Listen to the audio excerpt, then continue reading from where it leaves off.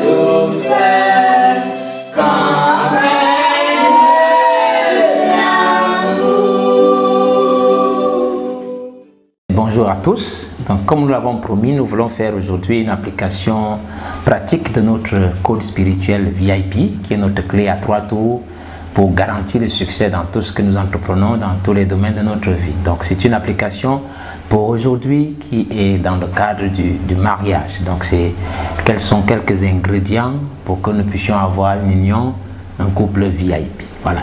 Donc la parole de Dieu nous enseigne, donc la Genèse chapitre 2 verset 24 dit, c'est pourquoi l'homme quittera son père et sa mère et s'attachera à sa femme et les deux deviendront une seule chair. Et quand on dit s'attachera, donc comme on dit s'attacher, vous notez qu'il s'agit ici d'une question de compatibilité. Parce que par exemple le fer ne peut pas s'attacher avec l'argile, le fer s'attache au mieux avec le fer. Donc avant donc de dire voici mon conjoint, vous devez donc, quand on parle de compatibilité, pardon, dans ce à quoi vous devez vous attacher, donc vous devez savoir ce qui vous est compatible. Et pour savoir ce qui vous est compatible, il faut donc obligatoirement, n'est-ce pas, que vous vous connaissiez vous-même. Donc, et c'est pour cela que vous voyez notre premier élément qui intervient, qui est la vision. Vous devez avoir la vision correcte de qui vous êtes. Donc, quelle est votre réelle identité spirituelle? Et c'est en Christ, comme nous l'avons vu dans la parole de Dieu, que cela peut vous être révélé. Quelle est la vision de Dieu pour votre vie?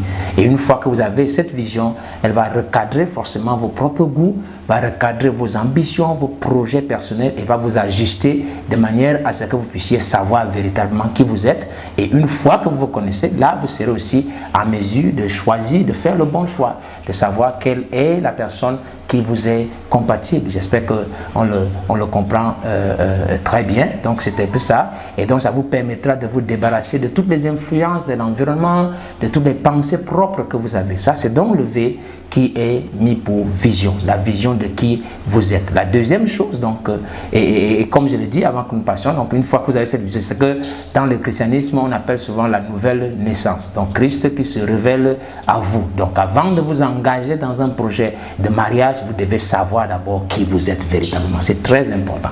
La deuxième chose, donc, c'est I comme inspiration, et l'inspiration c'est ce qui va vous permettre d'entretenir votre couple.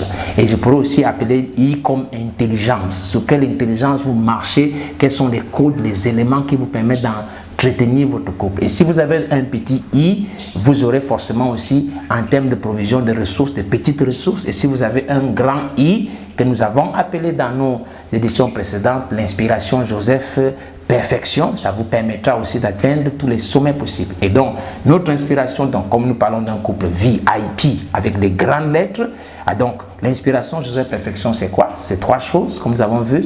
La première chose dans un couple, c'est très important, il y a un esprit de service inconditionnel. Et qui dit esprit de service inconditionnel, c'est mettre au service de leur donner le meilleur de soi-même.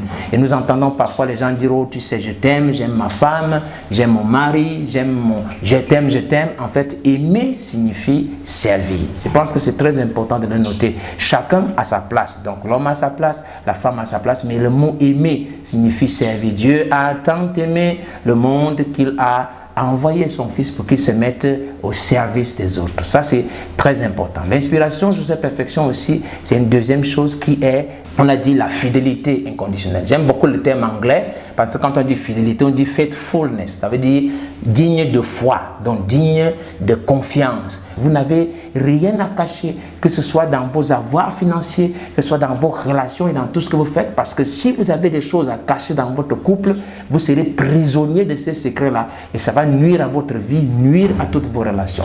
Donc, cette fidélité inconditionnelle, mon code de mon téléphone par exemple, ce n'est pas normal que ton conjoint ne sache pas quel est le code secret d'accès et toutes ces choses. Donc, la troisième chose donc, concernant cette perfection, comme on a dit, c'est cet amour fraternel, c'est-à-dire ce pardon inconditionnel, c'est-à-dire cet esprit de compassion. Donc, être capable de supporter l'autre dans ses faiblesses. Oh, mon mari n'a pas un salaire suffisant, son argent est petit, par exemple, elle prend, la femme, elle n'est plus comme elle était au début, elle a pris un peu de poids, n'est-ce pas? Il y avait encore quoi d'autre, par exemple, dans le couple.